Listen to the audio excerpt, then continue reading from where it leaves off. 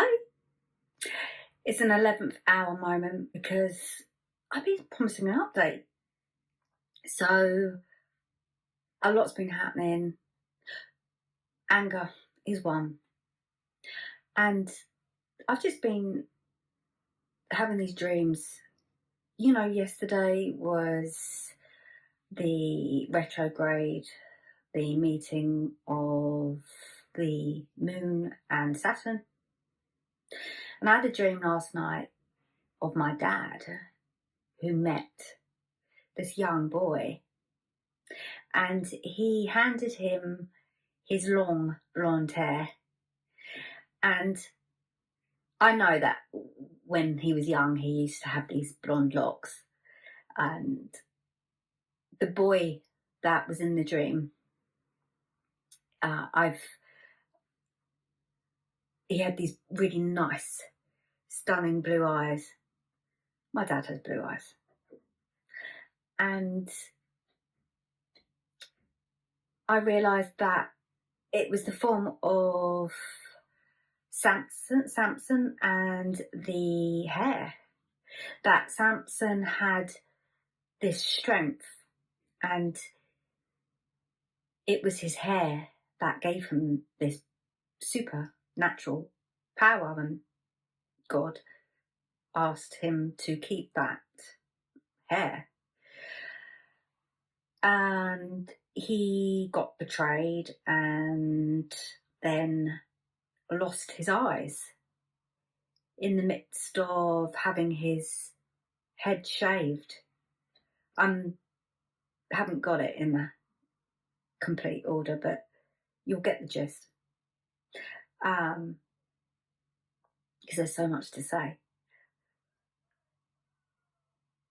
The Philistines, they captured him and took his eyes. And I had to read through that story because I knew my dream held a lot of information, and I was led to look up this Samson and that long blonde hair. And what stood out was the fact that he'd lost his eyes. And I talk about vision, the importance to have your eyes on the prize. You know, being able to reach for something bigger than yourself in order to keep going when things get hard, and to give you hope and momentum and all this stuff that keeps you being authentic and creating. Because they say with trauma that you can't create and be in your trauma at the same time. So, vision. And I was reminded of vision. The fact that when I read the Bible, I Googled the story. And I realised that I was a little disturbed to read that he had his eyes gouged. And he said a prayer before killing off the Philistines who captured him and took out his eyes. And the prayer he said was, strengthen me just once more and let me, with one blow, get revenge on the Philistines. And then he died. But then what I realised in my dream is that my dad was passing on the supernatural power to somebody younger than him who had these blue eyes, which, feeling into it now, I believe means that my dad would have lost his vision whilst being leading in a movement named Children of God. And that was due to the coercion I believe I'm saying it right, of the nature of essentially a cult, the brainwashing. And I have been doing a lot of speaking on the nervous system and how soul integration is an important piece to tending to the nervous system, and that we have to repetitively create patterns that are new in order to reinforce a narrative that goes beyond the instilled beliefs lodged in the body. And the fact that we have to kind of brainwash ourselves into believing in our power and evidencing the power, it becomes a little bit convoluting for me, if that's the word, a little bit triggering. Because you may notice I last posted about an oyster, and that I was told to treat the oyster compassionately, and that the pearl within it derives from the wound. And I always say that it's important to practice what you preach. So I've had to dig really deep with my wounds, because I am using the very thing that I would have originally run away from to activate my vision of creating originally this subscription group, because it's about building a tribe. And again, that can be triggering because there's a certain consciousness of my experience of tribes early on. So I've ended up recently noticing mild resentments surfacing subtly in many forms. And I'm observing these resentments because I realise it's my inner child feeling as though she doesn't want this responsibility to lead. And I'm having to settle with her that it's perfectly okay. And I had 3 dreams in a row since last night where my dad had been in my sleep telling me that he gives me permission, giving me the okay, giving me the thumbs up, that I'm onto something, and that it's blessing the lineage with abundance.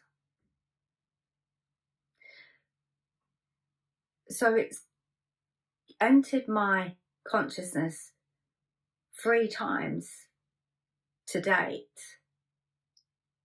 Enough for me to take notice of what's going on.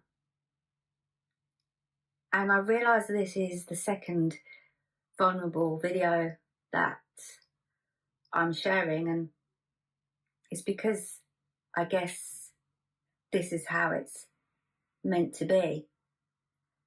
And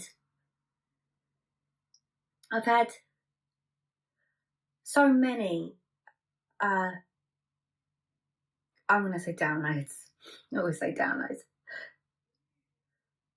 This morning I heard the word subscribe to everyone who likes you.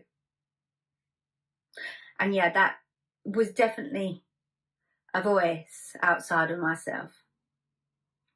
And what I felt this was saying was,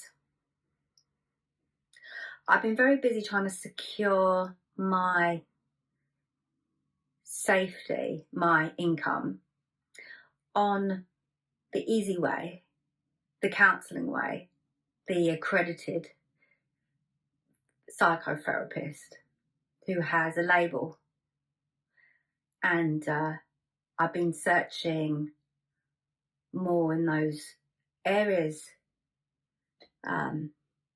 to form my work, which has led me to take the eyes off the ball a little with the subscription group.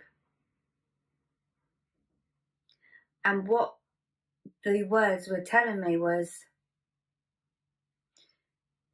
you got to bag in, or it's about,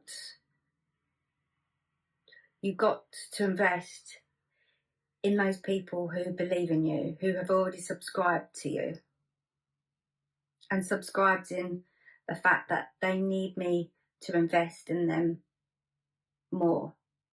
And even in the prayer that Samson said before he killed the Philistines and then himself, was strengthen me one last time. And I don't think I'm on my last legs, but I think that I'm nearly there in terms of embracing the wound and finding myself within it. And I feel like this is the last little piece, this bit about actively sharing the raw and vulnerable me, the wound within my teachings, within the teachings that I have discovered. And that is the wound I've had with faith. So I always say that when you are an instrument to God, the universe, you have to step out the way. And that's exactly what I am attempting to do, is to get rid of that ego, or not, because we never get rid of the ego, but to come away from the ego in order for me to help somebody who might need this, because it's not about me anymore. And what also came in was, I heard the word, I gave you everything you own. And when I heard that, what it felt to me was, be grateful. And I've been contemplating the concept of radical forgiveness and the work about seeing to the spoilt child. And it's a little bit controversial, but it made sense to me when I sat with it, because context is everything. And when I was able to centre myself, I could really understand where this was coming from. It was a little bit provocative, but I got there in the end. So I'm giving it a push. Somebody said to me this morning on a call, and this is the last little piece I want to add in to this update. Somebody said to me that I think I need to reference in how he came in. It was through a mutual friend who I grew up with. I've known her since I was 16, and she has a contact on my Facebook who is optimizing websites, and he put a post out about his years of therapy and healing and how he wanted to put back and help therapists, and he was offering a free consultation to discuss website optimization. And I didn't know entirely exactly what he was offering, but my friend tagged me, and then I ended up taking a call this morning, and he had looked through my website and lots of other things, but one of the things that really stood out, because he asked me my background as a therapist, what's my sort of desire, and what do I want to draw in terms of work. And I mentioned randomly about being brought about this coercion, control, and cult recovery, that I'm noticing my work is veering to acknowledge that.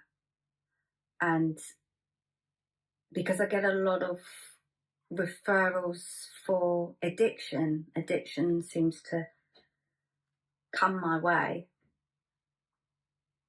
And the thing is with addiction is we tend to conventionally treat that with 12 steps. And I like to offer a more holistic approach to 12 steps, because it is a relationship with higher power. And when we put the call to an end, he messaged back a little later and shared that he would like to help out in whatever ways with his marketing expertise, but that he can mildly appreciate. He said it along them terms because he understood the capacity of what I've experienced, because his best friend was an ex-cult member who managed to escape in her teens. And that was confirmation to me, because I don't meet another, I haven't met another member in a very long time. and this was this morning, and various things have been happening today that's made me realise that it's important to face